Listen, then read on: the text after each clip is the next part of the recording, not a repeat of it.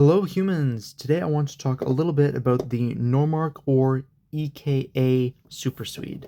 So the reason why I say normark or EKA Super Swede is because it actually has both pieces of branding on it. Generally accepted is that normark is the one who actually made these knives, and then EKA was sort of functioning as a distribution and import company for them. They were sold in fishing stores. They were marketed and designed to be a very inexpensive knife. They were sold as a very inexpensive knife. You've got plastic scales, some type of Swedish stainless. Everything I have been able to find about it suggests that it is 12C27, which is, perfectly respectable steel. It works quite well.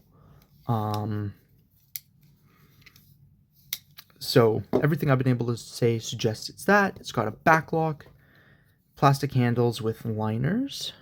If you can see in there, yeah, just a little bit, you can see it's got liners.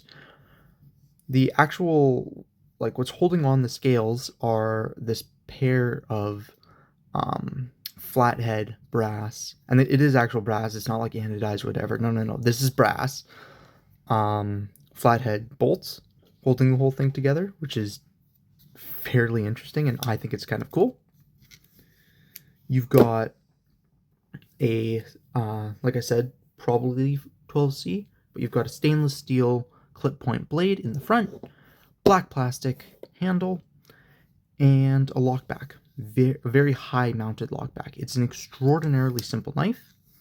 You don't have a long pull, you don't have a nail nick, you just grab onto the sides of the blade and open it. There are some things about it that I think are kind of cool. One of the big ones is at the top of the saber height hollow grind there.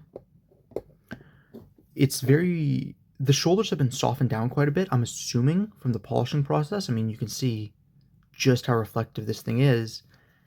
And these weren't made for very long. These were made for in between 4 and 8 years from everything I managed to find, starting in the early 70s. So this has been around for about 50 years now, give take. And as a result, you can see how much scratching it has and stuff like that, but it's remained very nice and shiny. So it obviously had a very nice polish from factory all those years ago, which I think is pretty cool. Some people online like to suggest that this was designed to compete with the Buck 110. No. These two knives are not even in the same world. This was sold pretty much exclusively at fishing supply stores and the likes of that. It's got a shorter blade, a taller blade, a totally differently designed handle. And it was significantly cheaper even at the time, right? This was designed to be an inexpensive knife for people to carry, much like any given Cabela's knife nowadays. No, it was not designed to compete with the Buck 110. This was its own thing, doing its own thing in a very cool way, in my opinion.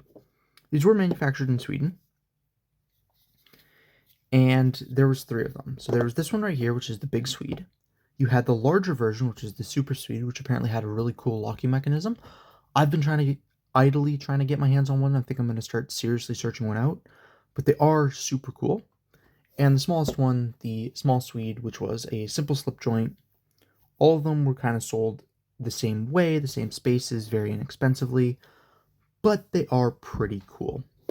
The only other detail of interest, in my opinion, in the blade itself is you do actually get a little swedge area, or not swedge, a little choil area in front.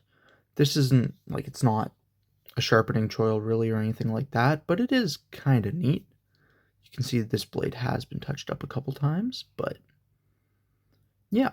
Moving on to the handle itself, you have a combination of black plastic, steel, and brass. You can see a lot of the components that have movement on them are actually made out of brass, presumably for the lower friction, which is kind of cool. There's a lot of pretty cool little details in this thing. Backlock, obviously very high mounted. This particular model is in kind of rough shape. You can see how much swelling has occurred to the black plastic and a little bit of twisting. You can see how nice and clean those lines are, and then back here it's quite a bit rougher. But like I said, 50 something years old, things happen. So I'm not too upset about that. From factory, it has a little bit of a Coke bottle shape and a lot, like this is a very prescriptive grip. If your hand is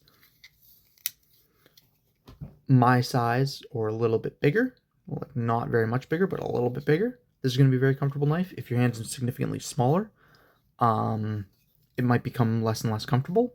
It's a fairly wide around knife. Like this is a very hand-filling knife. And for that, it's really comfortable. All of the edges feel knocked down. There's not enough space in here for your fingers to sort of get in. On the back, everything is just knocked down so beautifully. And that little bit of a swell in the palm, like that Coke bottle, super comfortable. Like this is really nice and pretty easy to manipulate too. Obviously not designed for one-handed use, and I can't use it one-handed, but, well, I can, but I choose not to, essentially, right? Because you can, you know, do that, and then to close it, push and push, and it's a little bit of hand acrobatics. It's not the end of the world, but I choose not to do that. I like using this thing two-handed, and it's just very comfortable. Using flatheads, as weird as it is today with everything being Torx pretty well, was more common back in the day. Not super common. Having disassemblable knives was never super common until kind of after this thing's heyday. I mean, a lot of the time what you'd see pin construction like the Buck 110 or like most slip joints, Swiss Army knives, the Otter Messer, right? Like these are all knives that would have been relatively popular in different parts of the world at the time, and all feature pin construction. So being able to disassemble your knife wasn't super common at the time. The other feature of this knife that I find super interesting personally is the lanyard loop. It tucks away into the handle, and then you're left with this little hook. You can pull it out, push it in. It's made out of brass. It sits in the brass liners. It's pretty cool. If you're the type of person who doesn't like lanyards and lanyard loops, you can keep it closed down like this, and it has never popped out in my pocket. I've carried this a few times. I don't carry it very often. I mostly just use it as a showpiece, but if you do carry it, you know, it hasn't popped out in my pocket. It might pop out in yours. I'm not saying it's impossible. I'm just saying it hasn't happened to me. If I were to carry this thing seriously, though, I would probably put a lanyard on it just because this thing predates pocket clips. Because the first pocket clip was on the Spyderco Worker, right? And this guy predates the Spyderco Worker by a good bit. So no pocket clip, fits nicely in the pocket, super comfortable. It's a nice knife. And at the time, this is an upgraded steel, right? Like having 12C 27N, not the most expensive steel even at the time, but it's an upgraded steel for something that was designed to be as inexpensive and utilitarian as possible.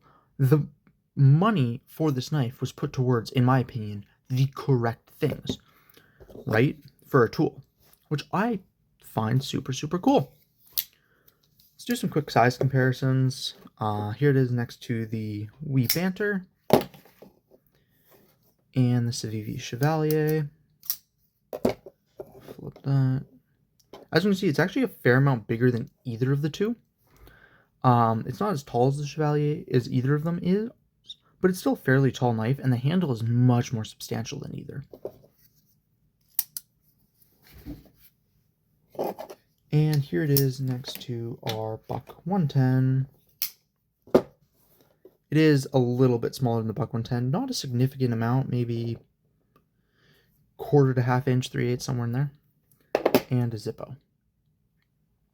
So in terms of its thickness, keep in mind the scales are a little bit messed up just because of time, and presumably it got warm at some point. I think the end is the thickness of the original size, but I cannot say for sure. So as you can see, it is actually a not insignificant amount thicker than the Zippo is. And comparing it next to the 110, it's actually thicker than the 110 is. So like I said, this is a very substantial feeling knife in the hand. I find it super comfortable as a result, but not everybody will. But despite all of that, it doesn't have like a super thick blade steel. Zero off.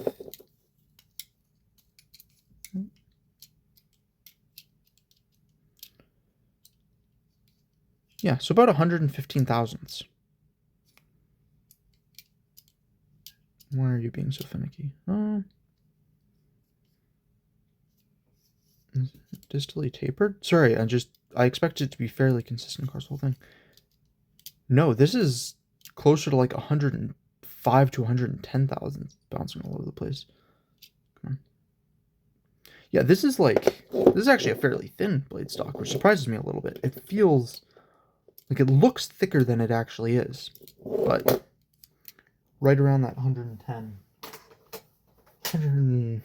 107 thousandths, which, you know, it slices well as a result, despite the fact that it doesn't have a super tall grind. Like, it's a very nice utilitarian knife, and I think that it's kind of interesting how well-made products, even inexpensive but well-made products, last the test of time. Like I said, this has a little bit of a cult following to it. There are people who are interested in and collect these things and use these things. And I just think that that's super, super cool. Yeah, stay safe and have fun out there. Peace.